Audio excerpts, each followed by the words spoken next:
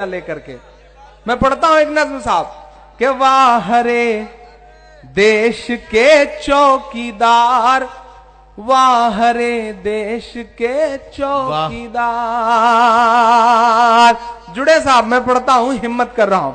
वाह रे देश के चौकीदार, वाह रे देश के चौकीदार। विजय माल्या नाक के नीचे से हो गया फरार, वाह रे देश के चौकीदार, वाह रे देश के चौकीदार, देश के चौकीदार, वाह रे देश के चौकीदार। विजय माल्या नाक के नीचे से हो गया फरार, वाह रे देश के चौकीदार, वाह रे देश के चौकीदार। पूरे यूपीए का जो शासनकाल था 10 साल का, उसमें भी उतने सैनिक नहीं शहीद हुए थे साहब जो पिछले 2 साल के अंदर शहीद हुए हैं। आंकड़ों को समझिए। मैं तमाम जिनकी आंखों पे पट्टियां चढ़ी हैं, मैं उनसे भी कहता हूं कि भक्ति अच्छी चीज नहीं है। समझिए, जांचिए, परखिए। पूरे यूपीए के शासनकाल में, और हद तो यह है कि सैनिक शहीद होके आ रहे हैं और साहब विदेश घूम रहे हैं। अजब सी बेहिसी है, उनका दामन नम नहीं होता। अजब सी बेहिसी है, उनका दामन नम नहीं होता कि उनके फेंकने का सिलसिला भी कम नहीं होता। जो कल तक कुत्ते के पिल्लों का भी मातम मनाते थे, उन्हें अब सैनिकों की मौत का भी गम नहीं होता।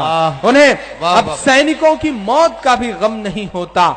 मैं मिसरे पढ़ता हूं साहब, आपसे दुआएं मांगता हूं। हमको आपको 4000 बदलवाने के लिए लाइन में लगा दिया, लेकिन आपकी जानकारी के लिए बताऊं कि पिछले 2 साल में साहब ने 70 करोड़ रुपए के कपड़े पहने हैं। 70 करोड़ रुपए के कपड़े पहने, और हम पर आप पर तंज कसेंगे कि हमने भ्रष्टाचारियों को लाइन में लगवा दिया। हद तो यह है कि एक उतरा हुआ सूट 4 करोड़ की बोली लगा करके बेचा जा रहा है इस देश में।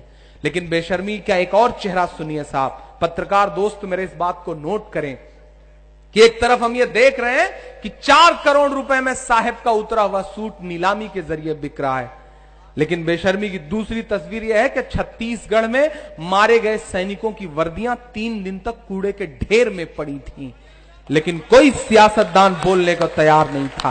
बोली लगा करके एक शख्स ने जब 4 करोड़ में वो सूट खरीदा, तो मुझे लगा कि मुझे उससे कहना चाहिए कि बुढ़ापा क्या खरीदा है, जवां मर्दी खरीदो तुम, वतन के चाहने वालों की हमदर्दी खरीदो तुम, वतन के चाहने वालों की हमदर्दी खरीदो तुम। और अगर आपके सीनों में हिंदुस्तान जिंदा है, हिंदुस्तान की मोहब्बत हिलोर मार रही है, सरहद पर खड़े हुए उस सिपाही के लिए दिल में प्यार है, तो इन मिसरों पे आपकी तालियां उनका और हौसला बढ़ाएं कि बुढ़ापा क्या खरीदा है, जवां मर्दी खरीदो तुम, वतन के चाहने वालों की हमदर्दी खरीदो तुम।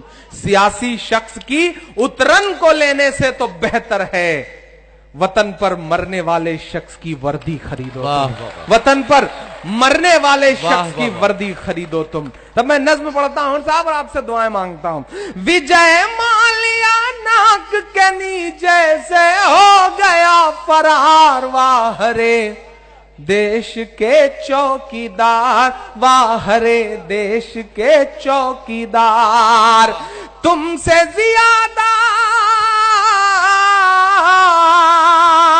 अब पूरा देश मान रहा है इस बात को कि तुमसे ज्यादा असरदार था वो पिछला सरदार, वाह रे देश के चौकीदार, वाह रे देश के चौकीदार, देश के चौकीदार, वाह रे देश के चौकीदार। कि देश चलाना चाय बनाने जैसा काम नहीं है, देश चलाना चाय बनाने जैसा काम नहीं है, नफरत वाली राय बनाने जैसा काम नहीं है। एक किसान ना कर्ज चुकाए तो फांसी का फंदा। पिछले एक साल में आंकड़ा नोट करें पत्रकार दोस्त, महाराष्ट्र में जहां इन्हीं की हुकूमत है, पिछले एक साल में 3539 किसानों ने महज कुछ लाख रुपए का कर्ज ना अदा कर पाने की वजह से खुदकुशी की है। लेकिन साहब चुप हैं, उस पर कोई बयान नहीं आएगा, उस पर कुछ भी नहीं ट्वीट आएंगे, बाकी तो छींक आने तक पे ट्वीट मारते हैं साहब।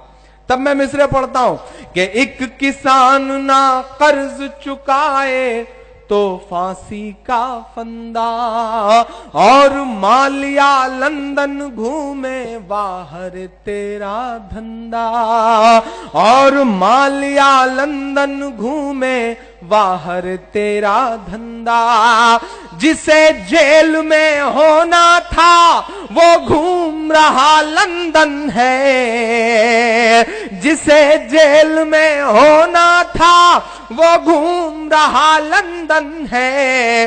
राष्ट्रभक्त सब चुप बैठे हैं, अजब दोगलापन है। राष्ट्रभक्त सब चुप बैठे हैं, अजब दोगलापन है। जो ये